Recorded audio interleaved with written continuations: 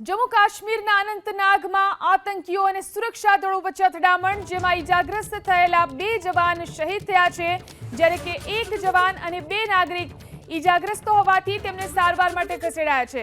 શનિવારે બપોરે 2 વાગ્યાથી અનંતનાગ જિલ્લાના કોકરનાગના અહલાન વિસ્તારની અંદર આતંકીઓ અને સુરક્ષા દળો વચ્ચે અથડામણ થઈ।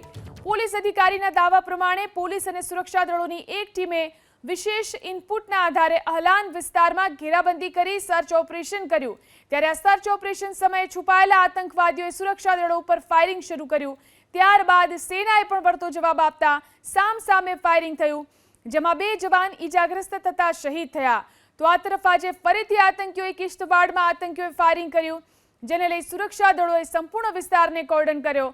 જો કે પાડર બાટમ બ્રિજ પાસે આતંકીઓ અને સુરક્ષા દળો વચ્ચે ફાયરિંગ થઈ રહ્યું છે। જમ્મુ કાશ્મીરમાં આતંકવાદના ખાત્મા માટે સુરક્ષા દળો આતંકીઓ અને તેમના સમર્થકોને નિશાન બનાવી રહ્યા છે।